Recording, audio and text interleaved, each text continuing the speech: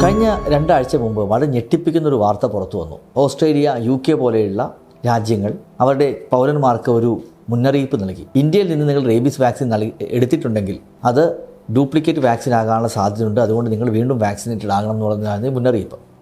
അതൊരു ഇൻ്റർനാഷണൽ മീഡിയയിൽ വളരെ വലിയ ന്യൂസായിരുന്നു. അതൊരു ലോകത്തിൻ്റെ ഫാർമസി എന്നറിയപ്പെടുന്ന ഇന്ത്യക്ക് ഒരു വലിയ നാണക്കേടുണ്ടാക്കി. ഞാൻ ഇതിനു മുമ്പും നമ്മൾ ഡ്യൂപ്ലിക്കേറ്റ് മെഡിസിൻസിനെ കുറിച്ച് വീഡിയോ ചെയ്തിട്ടുണ്ട്.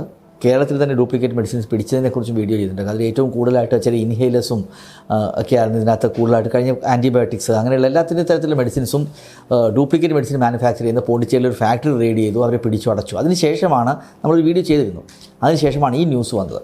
നമുക്കറിയാം റേബീസ് എന്ന് പറയുന്ന അസുഖം പേപ്പട്ടി വിഷബാധ എന്നൊക്കെ പറയും, വിഷബാധ എന്ന് പറയും. പേപ്പട്ടി കടിച്ചു കഴിയുമ്പോൾ ഒരാൾക്കുണ്ടാകുന്ന അസുഖമാണ് റേബീസ്. വളരെ അത് വന്നു കഴിഞ്ഞാൽ മരണം സുനിശ്ചിതമാണ്. ലോകത്ത് അങ്ങനെ വന്നാൽ മരണം സുനിശ്ചിതമായ വളരെ കുറച്ച് അസുഖങ്ങളുള്ള അതിലൊന്നാണ്. വന്നു കഴിഞ്ഞാൽ ഇതുവരെ റേബീസ് വന്ന് സർവൈവ് ചെയ്ത ആളുകളില്ല.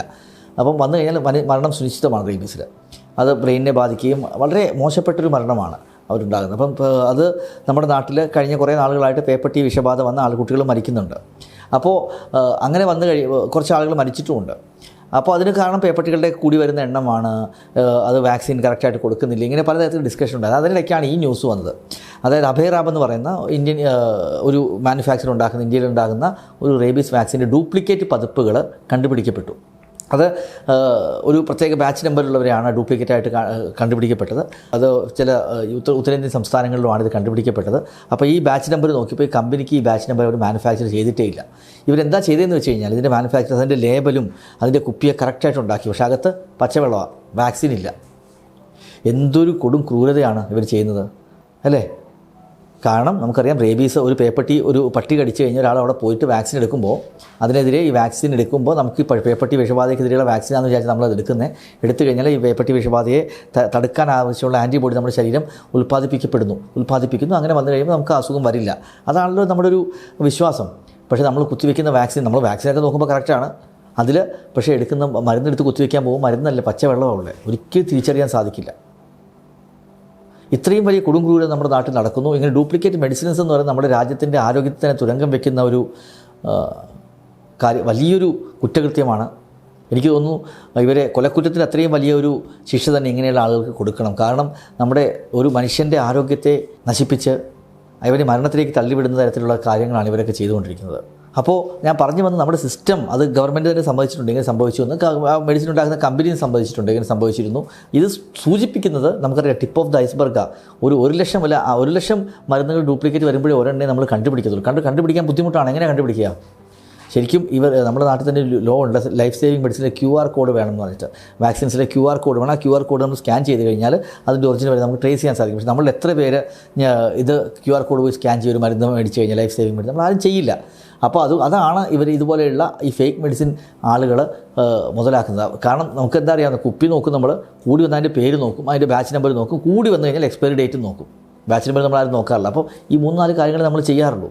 ആ എക്സ്പയറി ഡേറ്റ് മാത്രമേ മാക്സിമം പലപ്പോഴും നമ്മൾ നോക്കാറുള്ളൂ. പക്ഷേ ഇവരെന്താ ചെയ്യുന്നത്? ഈ മരുന്നിനുണ്ടാകുന്ന കോസ്റ്റ് ഇവർക്കില്ല. ഇവരെന്താ ചെയ്യുന്നത്?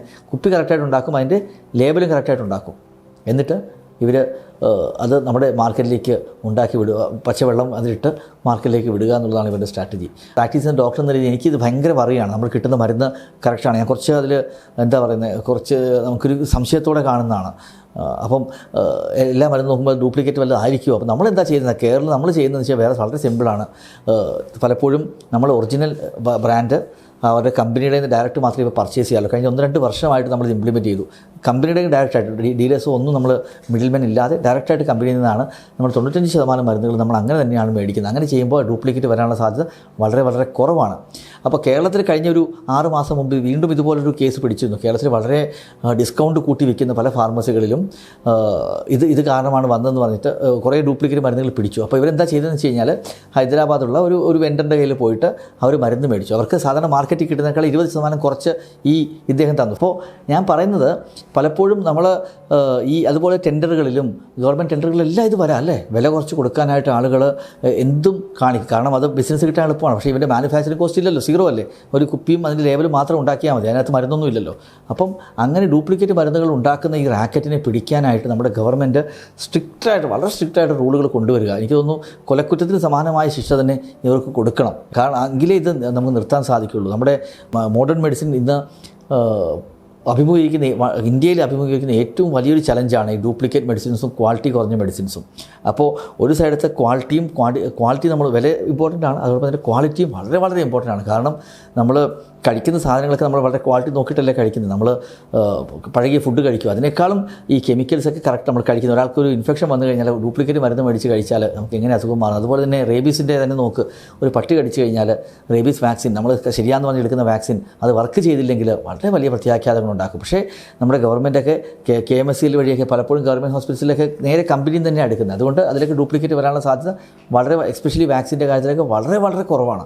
കാരണം അത് നേരത്തെ ഇപ്പം അഭയറാബക്കാണ് അതിൻ്റെ ഒറിജിനൽ പൂനെയിൽ തന്നെ ആയിരിക്കും അവർ മേടിക്കുന്നത്. അതുപോലെ റാബിപ്പൂർ, ഇങ്ങനെ ഇത് രണ്ടുമാണ്. അപ്പം റാബിപ്പൂർ അല്ലെ അഭയറാബക്കയാണ് ഇതിൻ്റെ വാക്സിൻസ്. അതൊക്കെ കമ്പനിയിൽ തന്നെ മേടിക്കുന്നതുകൊണ്ട് പലപ്പോഴും വാക്സിൻസ് ഡ്യൂപ്ലിക്കേറ്റ് കിട്ടാനുള്ള സാധ്യത കുറവാണ്. പക്ഷേ നമ്മൾ ജാഗരൂകരായിരിക്കുന്നു എന്നുള്ളത് തന്നെയാണ് ഇതിൽ നിന്ന് നമുക്ക് മനസ്സിലാകുന്നത്.